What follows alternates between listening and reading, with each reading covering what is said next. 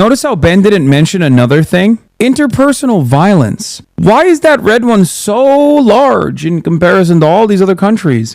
It's because of gun violence! It's because of guns, Ben! It's because of guns! People are caught with guns! People are dying in mass shootings! There's a lot of gun violence in this country!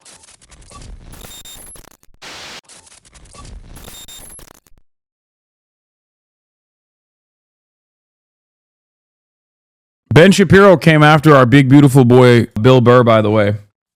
So I want to show you Ben Shapiro has not given up on this issue. I don't know why he's this hard-headed and he hasn't like dropped this. Folks, the reason and moved on to some other that is more favorable for him. He is just like, nope. He's just like, no, we're gonna talk about this. Folks, no matter what, we're just gonna keep pumping this situation. And this time he's coming after Bill Burr. Yesterday, Luigi Mangione, who is the alleged of the United Healthcare CEO, he had been arrested in Altoona, Pennsylvania, and he was brought into the courthouse in Hollidaysburg, Pennsylvania, where he immediately began shouting at the... Chat, tell me how many dislikes this has. Ben saying Bill is disconnected from reality is insanely ironic. My insurance denied our claim when my third child was born. It wasn't a mistake. We fought with them for 2 months over it, and they finally agreed to pay.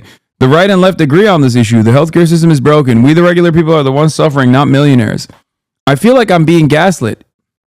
He's suggesting that the CEO of the biggest healthcare insurance company in the U.S. has zero effect on anything around him. Oh, now they're at 50-50? Finally, it's gotten down to 50-50 for Ben. Problems. This means you get to shoot people, which is had some sort of surfing accident where he had a really bad back injury that apparently left him in crippling pain, and he had a surgery that is very often unsuccessful that implanted a series of pins in his spine, and he presumably was having some sort of fights with some health insurance company, but that is totally unclear, and he did leave a manifesto. His manifesto is very short. It's 262 words, and it is worth exploring because it is a window into the mind of people who tend to believe that because the world is filled with problems, this means you get to shoot people, which is unfortunately a growing sentiment on the left and even some parts of the right.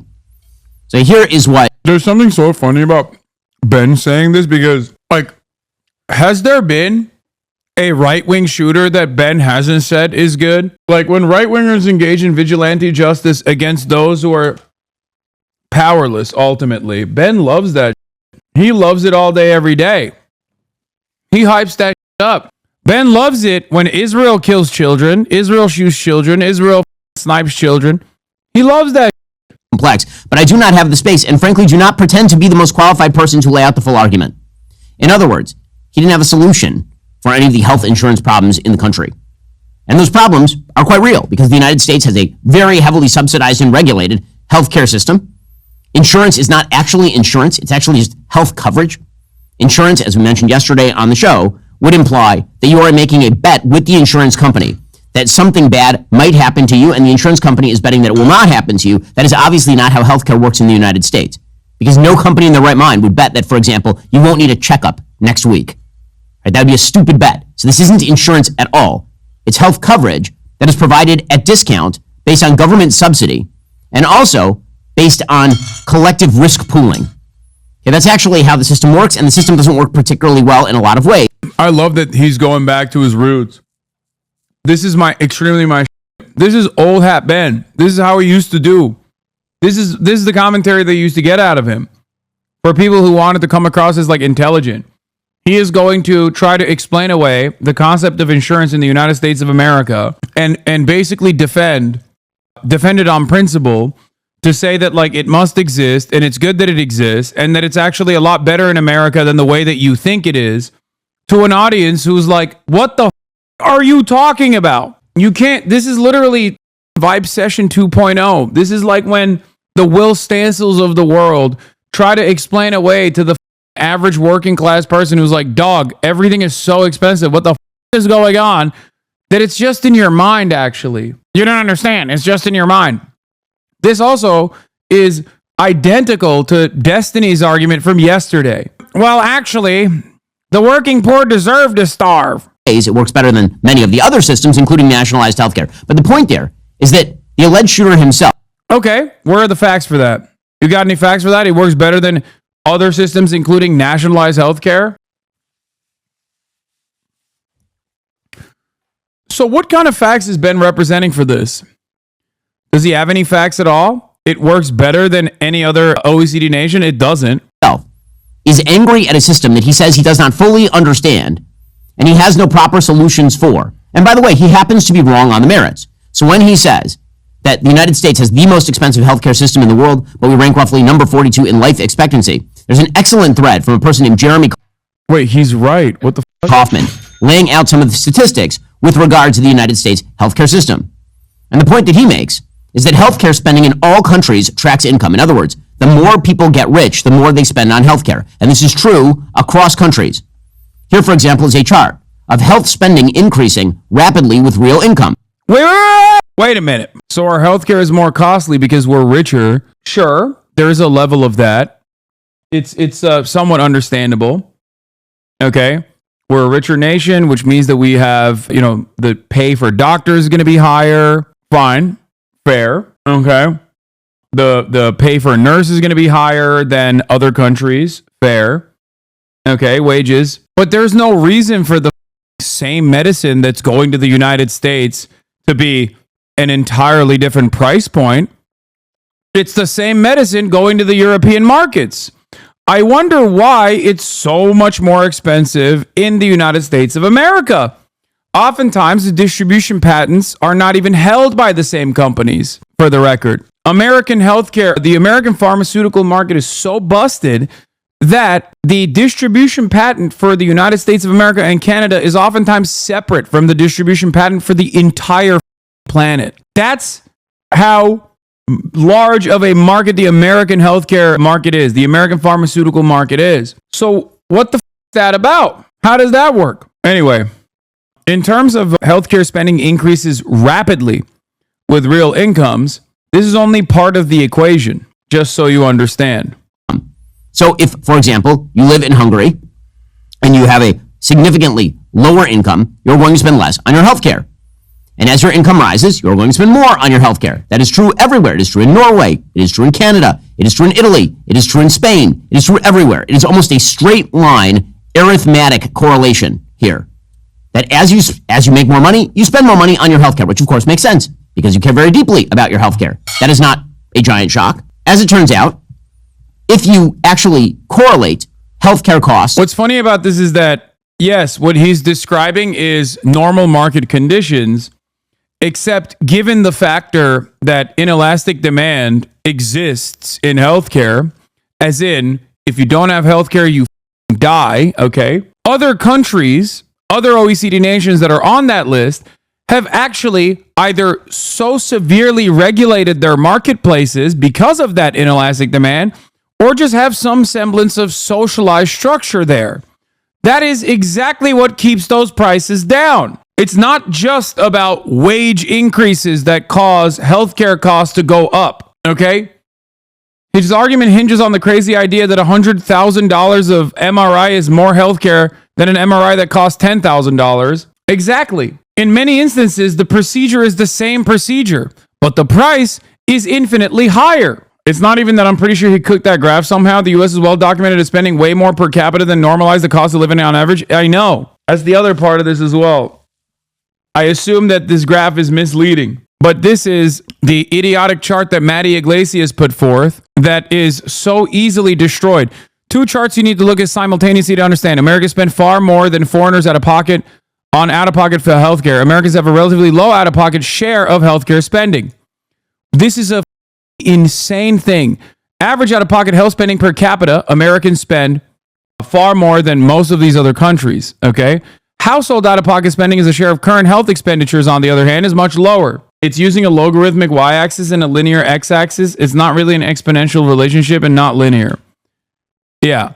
The problem is, if an American goes to the doctor and gets billed $10,000 but has insurance that covers $6,000 of it, and a European goes to the doctor and gets billed $65 and doesn't have insurance, Matt Iglesias thinks that that American is getting a better deal. So why is it that Matt Iglesias thought that this would be a fantastic way to stop people from getting mad at their healthcare? Like how? Yeah. Getting $10,000 bill for the MRI econ, bro. You have simply consumed more MRI than any other nation.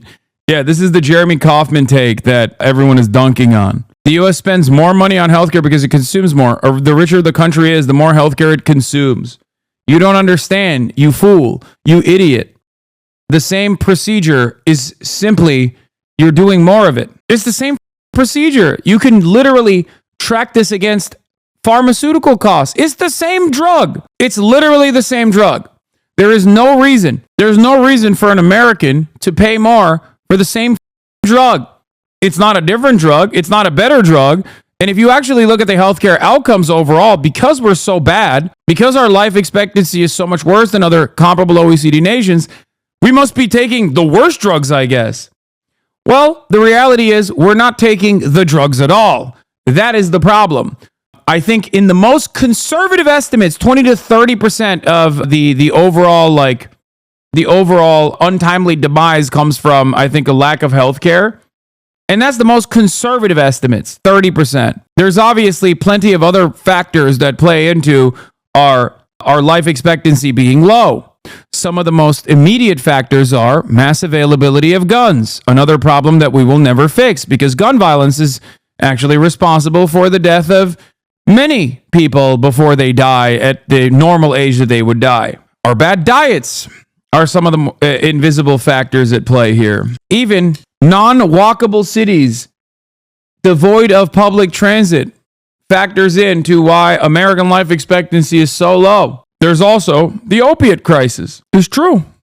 There are many factors that go into our life expectancy. All right. Having said that, however, healthcare is also horrible. So Ben's argument is idiotic here.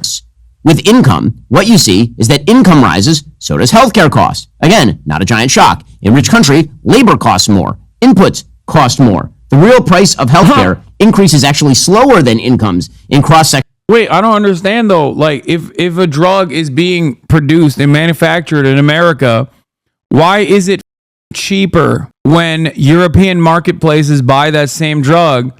Why is it 10x in America? Please, Ben, explain this to me. I don't understand. Sectional analysis. So as income in the United States increases, so does healthcare price, but slower than income increases in the United States. Not only that, you can see in surgical prices that there is correlation between income and the price of surgery, for example. Because again, as people make more money, they also demand more money as the inputs on labor. If you're a surgeon in the United States and the average income is $80,000 a year, you're going to make more money than in a country where the average income is $40,000 a year. That is not a shock. Straight line correlation. Cesarean sections are more expensive in Norway, where the income is higher, than in Israel, where the... Yeah, it's... Yeah, it's just that the doctor wages are too high. I mean, that's a part of it.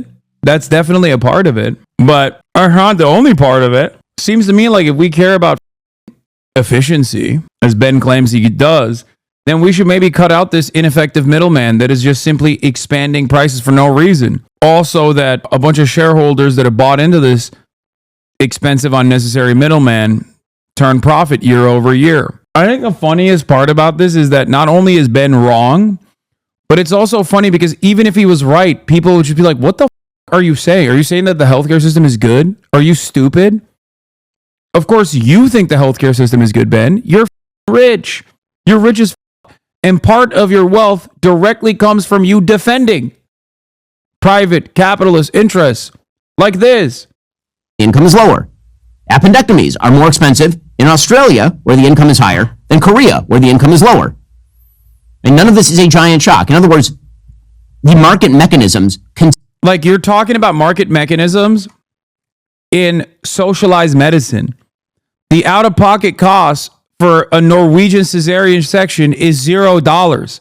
The out-of-pocket cost for an American cesarean section is, I don't even know what it is, but it's obviously way more expensive. So for the average consumer, that's all they care about, dumbass. That's the whole point. And the argument is that if the government was actually paying for it, like in many of these other socialized systems, when they actually have the welfare of the public in mind, that they would take action to ensure that there was more public welfare. They would also take action when bulk purchasing pharmaceutical prices that enter the market. And in that process, they would ensure that those prices are kept as low as physically possible. America is the largest consumption engine on the planet. We have a lot of leverage. If we had an actual socialized pharmaceutical structure or socialized medicine in this country, we could just say, oh, dude, you're not entering the American marketplace unless you literally give us the same price that you're giving to Europe. It is ridiculous. But I've heard Ben advocate against that as well with silly ass notions like America subsidizes the rest of the planet's healthcare. It's, by the way, that's a lie. It's a straightforward lie. And the very fact that that's a American Enterprise Institute talking point that Ben regurgitates all the time is really stupid. Yep. In spite of America's paying nearly double that of other countries, the system performed poorly on health equity, access to care, and outcomes. That's it. I love how there is now reference to how much higher insurance executive salaries are here compared to countries who, don't have insurance executives. Exactly. Less than 10% of health dollars go to physicians, 7.3% to be precise. The idea from Eric Levitz et al. That cutting healthcare costs must come from cutting physician salary and no place else is hilarious. I think many specialists earn too much, but let's be serious here, people. Yeah. Pull my logs. Currently, my family is fighting a draw legal battle about paying for my Alzheimer's-ridden grandfather. At first, they wouldn't allow Medicaid to pay for him, and his girlfriend has been very annoying in this. But that is besides the point. I keep thinking over and over, socialized medicine would have fixed this entire issue. It's been very stressful for our whole family, myself included. Continue to function in the sense that as people make more money and as they spend more money, the costs go up. Most importantly, the idea that profits are radically high in health services is not true. Profits in health services are actually lower than in many other areas of the American economy. Dude, I hate this shit. By the way, ambulatory healthcare services are higher than hospitals, nursing, and residential care facilities. But I hate this. I don't care. There should be no profits. That's it. What do you mean profits are not high enough? You die if you don't get it. It's so stupid. Oh man, I'm so sad how low the profits are for the healthcare industry. Okay, let the government handle it then. What the is this argument? What is this argument? So, if you look at hospitals and nursing and residential care facilities, the profits are somewhere in the neighborhood of 2% to 5%, somewhere in that neighborhood. If you look at construction, they're way higher than that. Profits are really, really high in manufacturing, for example. But they're not particularly high in the healthcare industry, again, because of regulation and subsidization. So why exactly is it that we spend so much money? Oh, he's saying profits are not high for healthcare because of regulation and subsidization. Ben's advocacy is to fucking make it even more costly. If left up to Ben, he doesn't even want regulation.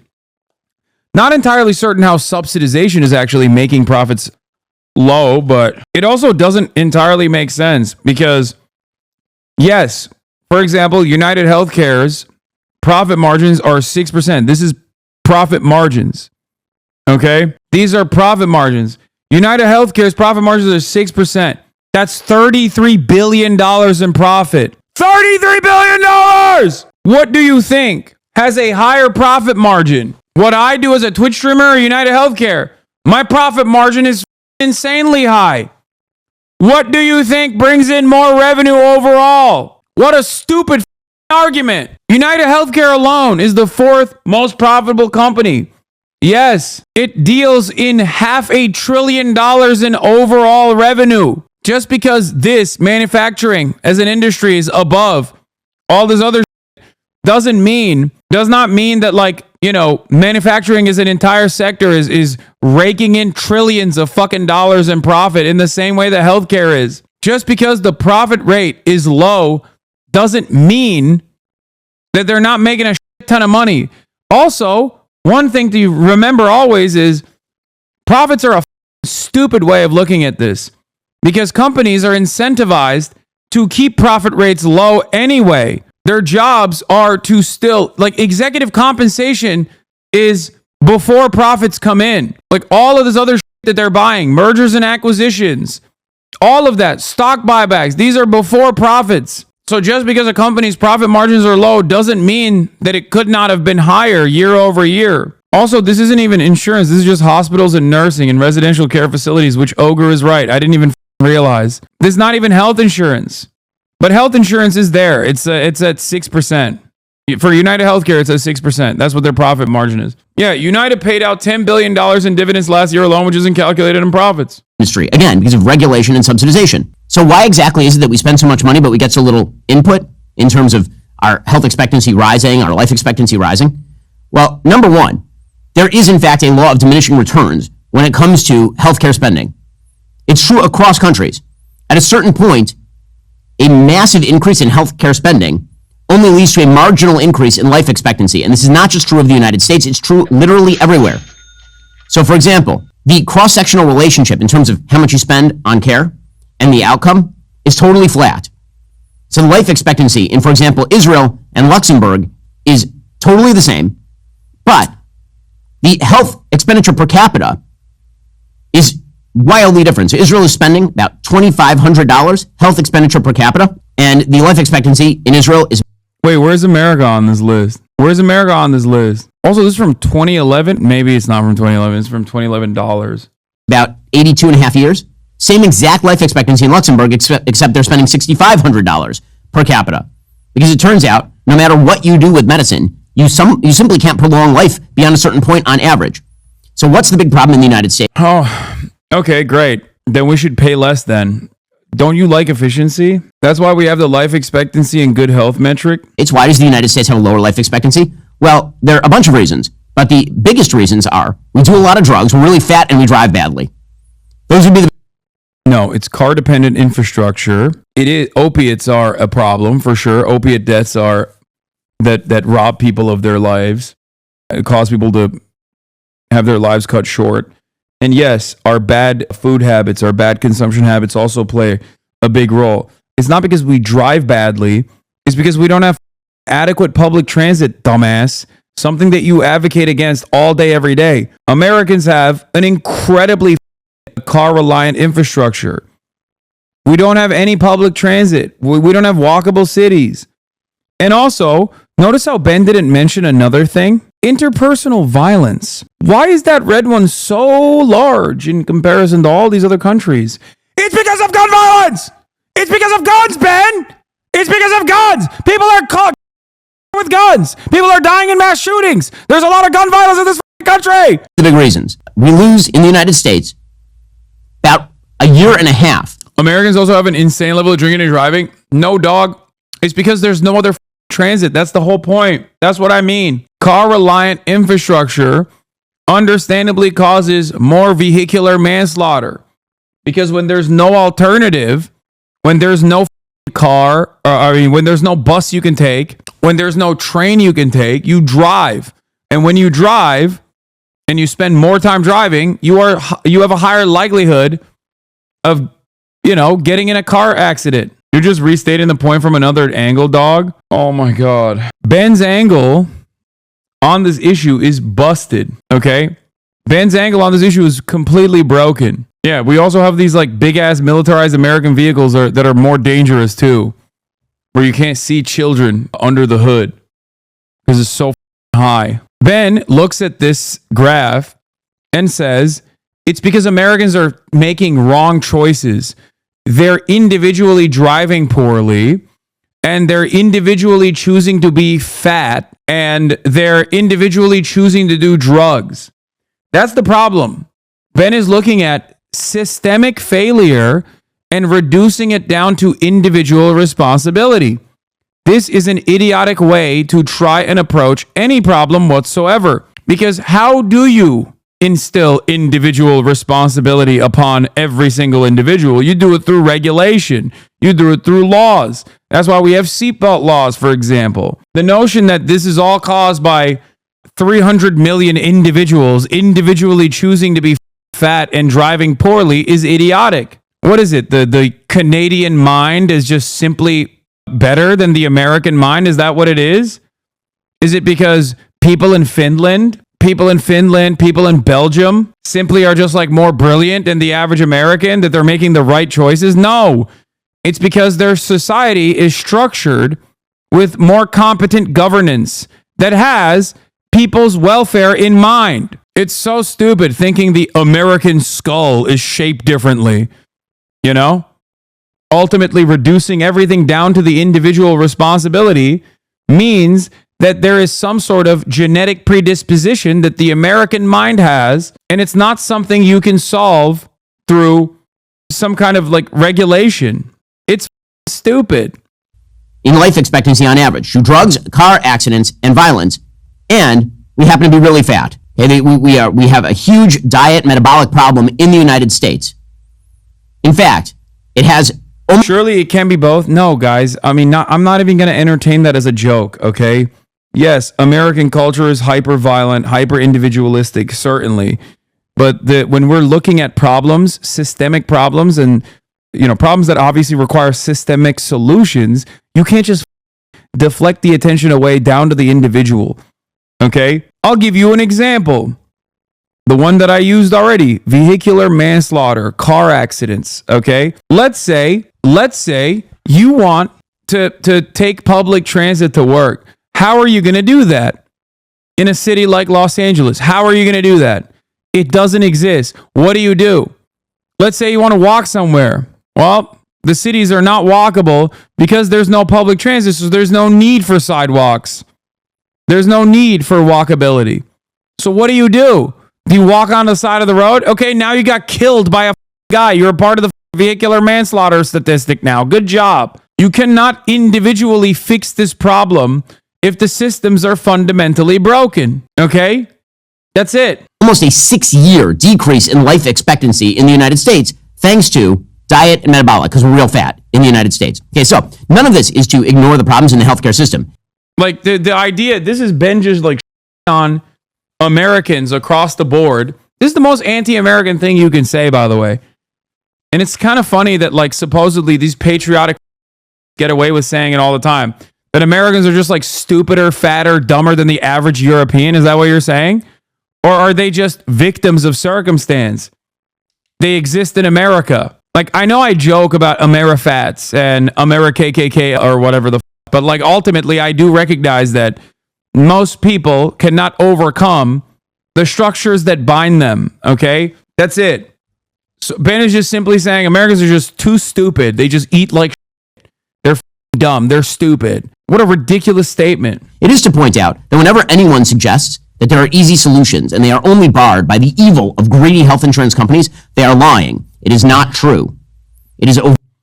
I mean, it would be an easy solution if people like you weren't so resistant to it and desperately trying to delude people into thinking that it's somehow their own fault, their own personal fault. Overtly false. Okay, that's true whether the shooter is saying it while murdering somebody, the alleged shooter is saying that while murdering somebody. It is also true whether you are a comedian or a political commentator. So this brings us to Bill Burr. So I have to say, Bill Burr is an... So Bill Burr, I used to really enjoy his work. I mean, on occasion, I still enjoy his work. He's a comedian, which means he's very hit or miss. His Red Rock special, for example, hilarious. I'm such a Bill Burr fan that I actually bought a ticket for me and my wife and 2 of our friends to go see Bill Burr at the Hard Rock Casino down here in Hollywood, Florida. And I have to say, it was one of the worst shows I ever saw in my life. He's woke. Let me guess. He's woke. Bill Burr has become woke. Folks, I used to be a fan of Bill Burr, but then I found out he got hit with a woke ray. Wokeism. Because he got up there, and Bill Burr has become woked. He has become woked, I assume, because his wife is very much on the left. Over time, I think he became embarrassed. Wait, his wife? What do you mean by that, Ben? What do you mean his wife? The lovely Nia! Let's look it up. Oh, that's what he means. Oh, so that's what Ben means when he says his wife. Okay. Weird, because they've been married since 2013, and I'm pretty sure the Red Rock special was way after that. It was only a couple years ago, as a matter of fact. So I don't know where the he's coming from. Interesting. That many people on the right thought he was very funny, and so he decided that he was going to start woking. Yeah, Bill Burr, picture with infamous leftist Patrice O'Neill. There he is, woking Bill Burr. There he is, wokeifying Bill Burr. Bill, get away from this man. He's gonna woke you. You're gonna get woked out. looking it up. Well, Bill Burr is a disappointment, sort of like incognito mode on your computer, because they keep telling you that everything you do. Wait, did he just do a? Shut the up! He just said some heinous racist shit, and then immediately sidestepped into an ExpressVPN ad. Are you joking? There ain't no way, dog. He was like, Bill Burr's got a black wife. Also, ExpressVPN. With a lot of Hispanics and black people who live down here. He ended up really disconnected from the audience. Early news. Wait, what? A lot of gay people like gay racists. Because his jokes were basically about how Floridians were a bunch of anti-gay racists. And Floridians were like, that's not true. There are a lot of gay people who live down here and a lot of Hispanics and black people who live down here. And in fact, the room is filled with Jews. Right? And so he actually got so frustrated, he ended up cutting his show early and walking off the stage. And the reason was he was totally disconnected from the audience. Well, that disconnect has continued. You'll remember that he appeared on Bill Maher's show where he declared solidarity with the pro-Hamas students on campus. Bro, these are broadly popular positions, man. You can't just you can't just wish cast a different interpretation of all the things that people are looking at and going like, no, this is actually kind of up. It's so funny. He's like, no, you don't understand. Everybody hates, everybody loves Israel. Everybody in America loves Israel. And you should kill people who protest against them. Yeah, Bill Burr also didn't declare solidarity. He literally says students have been historically right, so these guys are probably right too. It's so funny. Ben's entire shtick is just like being an annoying loser who tries to tell you in many different words, in the nerdiest aesthetic possible, that things will never be better. And you should stop focusing on trying to change the system and get mad at random gay people instead. And sure, there's a faucet of that kind of commentary out there. And I'm sure, it's done him favors so far. But, turning around and on Bill Burr, especially in this moment where he's obviously talking about why people feel resentful towards healthcare CEOs and whatnot, because, they're murderers themselves. It's like the mob. It's correct. Perhaps that's the reason why he didn't play Bill Burr's clip. Campus. And now he is proclaiming that he is very happy that CEOs are walking around in fear for their lives. Now, you do get some extra points for being a comedian in today's day and age, meaning that we will tend to give you some more leeway to say edgy things, because you're trying to be funny. It is not clear to me here that Bill Burr is attempting to be funny. This is just his actual political opinion. He's not saying anything funny or insightful here.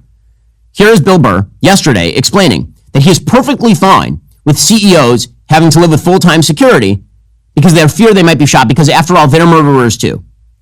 Oh my God. Oh, the poor CEOs. Oh, the poor CEOs. Good luck, Ben. Good luck on this endeavor. I'm sure you're gonna really get your audience riled up. The poor CEOs, they're scared for their life. They should be able to kill people. I don't understand. What do the comments look like? No, they're on him. I feel like I'm being gaslit. He suggested that the CEO of the biggest healthcare insurance company in the U.S. has zero effect on anything around him.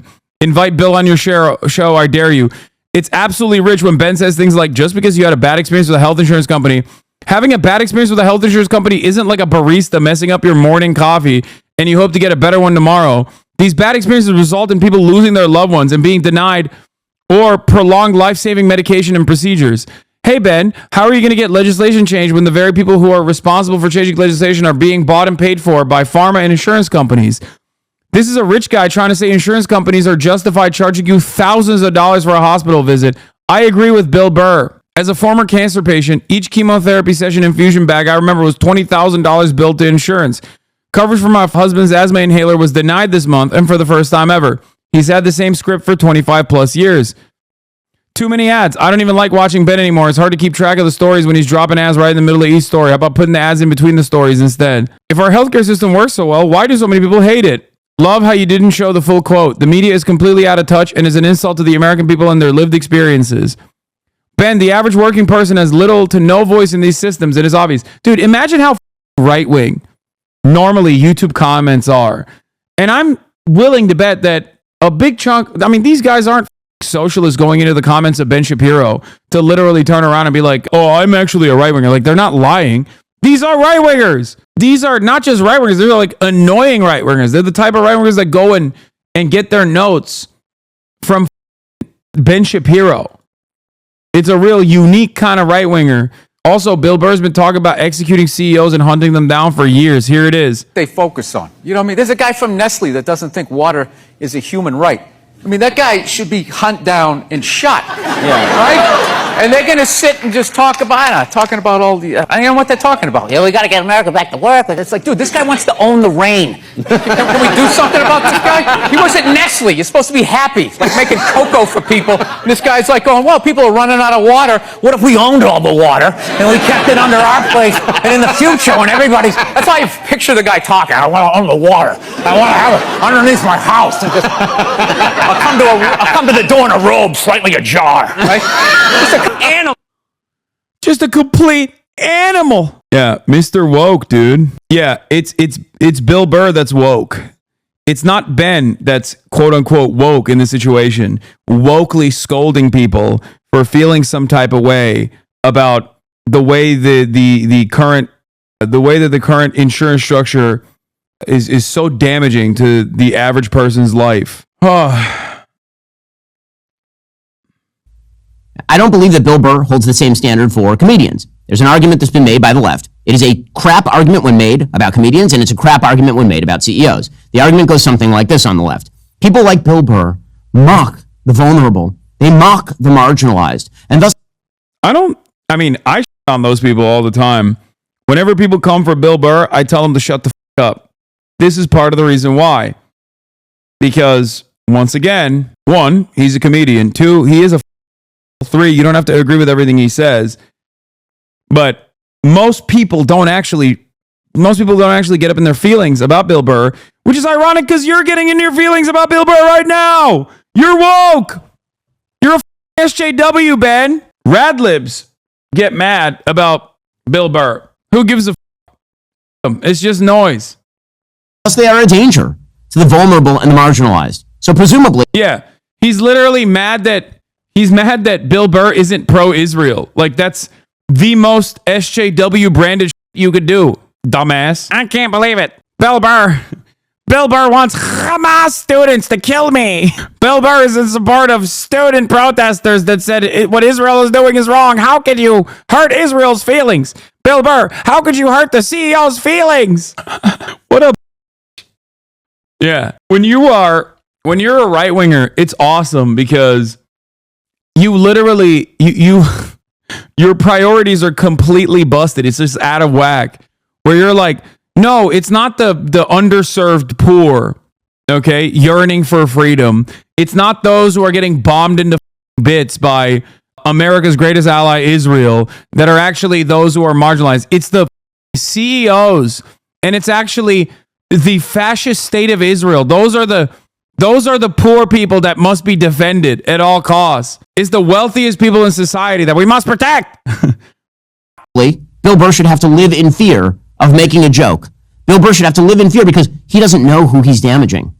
In any case, here is Bill Burr openly cheering the murder... It took him 14 minutes to get to this Bill Burr clip, by the way. ...of a United Health executive because he says CEOs should live in fear if they don't act in the way that he would have them act in a system that he has no fixes for, by the way. I think you don't like his fixes. What's annoying me about this kid who killed this CEO is none of these news programs are talking about the incredible lack of empathy from the general public about this because of how these insurance companies treat people when they're at their most vulnerable, after we've all given them our money every month and now we finally need you and all you do is deny us. And then all of these things are taking the pictures of their CEOs off their websites. You know, I got to be honest with you, okay? I love that the CEOs are afraid right now. You should be. By and large, you're all a bunch of selfish, greedy pieces of shit. And a lot of you are mass murderers. You just don't pull the trigger. That's why it looks clean. That's why these people look, oh my God, oh, he was just... walking into a hotel. It's like, okay, but what was his job? What did he do? What was the results of it? Okay, Bill Burr is a piece of... Okay, well, what he is saying here is truly evil. He's truly evil. He's saying you should live in fear if you're the CEO of a company and that company does things that...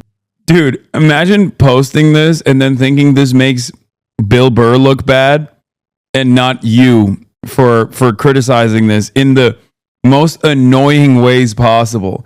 Oh my God, I can't believe this very popular, beloved comedian is saying what, like, the overwhelming majority of American society believe. How dare he? These guys are so primed to hate CNN, so at least you should take your cues from CNN.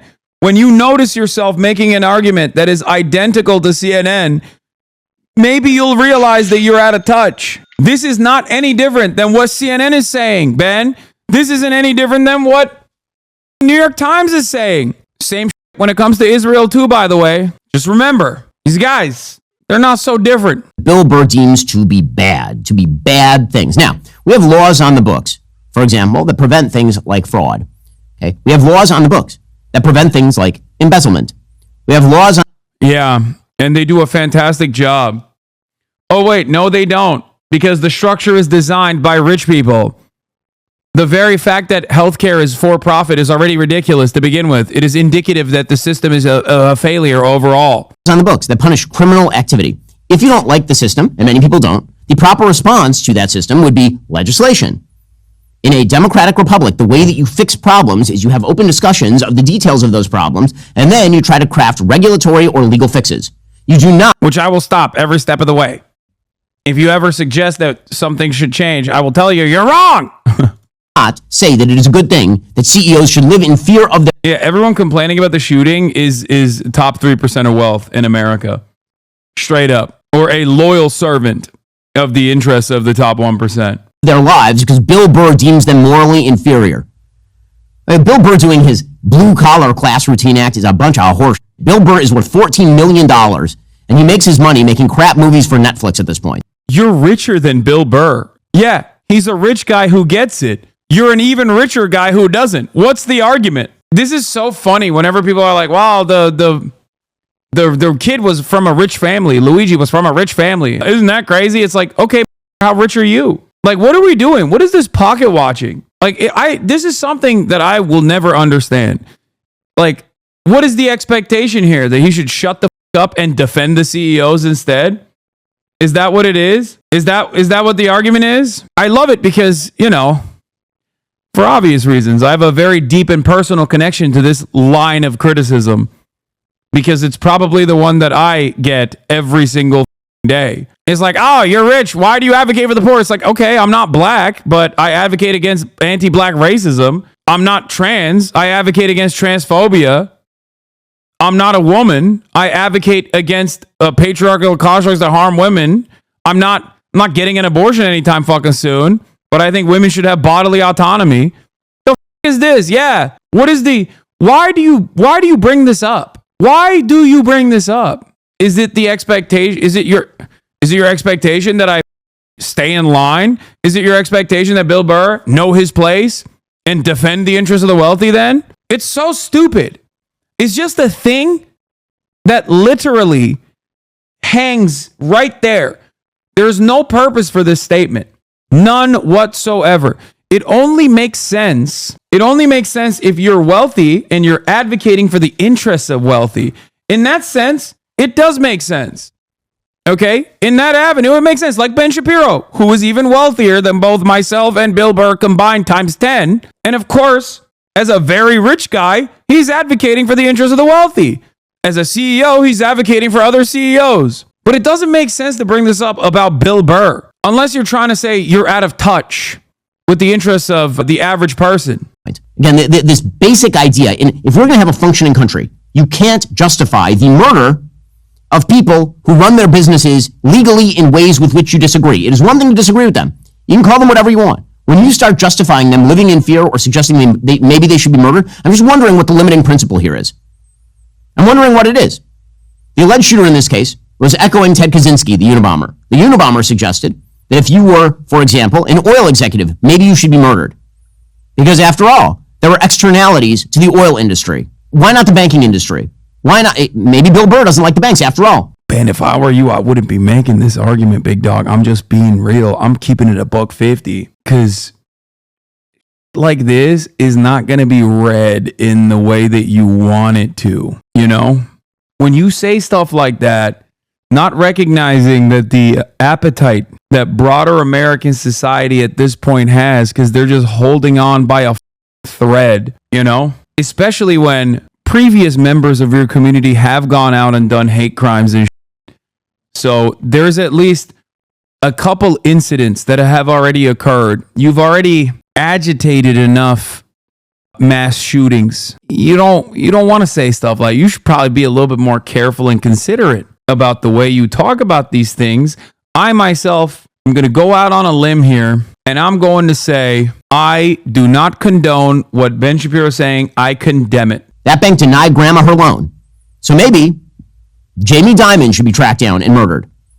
This kind of stuff is full stop evil. It is evil. I don't care what complaints you have with the health insurance company. The notion. I can't believe Ben really just, wait, I got to run it back. Well, that was crazy. You can't justify the murder of people who run their businesses legally in waving in fear or suggesting maybe they should be murdered. I'm just wondering what the limiting principle here is. I'm wondering what it is. The alleged shooter in this case was echoing Ted Kaczynski, the Unabomber. The Unabomber suggested that if you were, for example, an oil executive, maybe you should be murdered. Because after all, there were externalities to the oil industry. Why not the banking industry? Why not? Maybe Bill Burr doesn't like the banks after all. That bank denied grandma her loan. So maybe Jamie Dimon should be tracked down and murdered. This kind of stuff. No, Ben, no, Ben, stop. Ben! Ben! Ben! Stop! That's crazy, man. Of all violence. Unfortunately, it's not just Bill Burr. It is so many members of the elite of our society. The people who are fine living with private security. Bro, you're elite. You're elite. You're elite. Shut the fuck up. He's getting millions of dollars saying things on TV. It's not just Bill Burr here. Okay, it is also Jimmy Kimmel. So Jimmy Kimmel last night decided that he would do an entire segment celebrating the good looks of. Oh, it's so lame. This is exactly the type of shit that these guys normally grab onto and rail against all the time. All the time, dude. Bro, just I should go and murder the bank from my grandma homeless. Who's this left-wing extremist you're watching? I need you guys to understand. I'm watching this specifically because I'm condemning it. I am not condoning Ben Shapiro's statements about how Jamie Dimon deserves to be hunted down and murdered, okay? I am condemning it. Condemn. Okay? I do not condone. This man is a left-wing loony. Cenk would call him the extreme left or max left or something along those lines, okay? Shame on you, Ben. I disavow. I disagree. It's really f***ed up that he came out with this, especially at such a politically divisive time, you know? Really f***ed up. Also, here's right-wingers. Here's right-wingers celebrating vigilante justice when it's their guy doing it. Loud for Kyle Rittenhouse. Murder, assassination, vigilantism. It's wrong, it's evil, it's despicable. There's no hero. Cheering for the murder of an unarmed man is beyond sick. For anyone that sympathizes and empathizes with a murderer, that is completely upside down in our American society. There are people that need to reevaluate their inner soul and their moral compass. Yeah. There is nothing acceptable to me about that. Wackos are treating suspected killer as a folk hero. Actual praise for the murder itself. To sympathize with them, it's just disgusting. You know, they have a Bonnie and Clyde syndrome in the DSM-V4 in psychiatric treatment, and that's when some people are enamored by criminals. You don't have the right to go out and kill somebody and take, vigilante justice into your hands. So I think it's really disturbing to people across the country as they tune in and hear, people excited and saying there's joy from this. I think it's really concerning.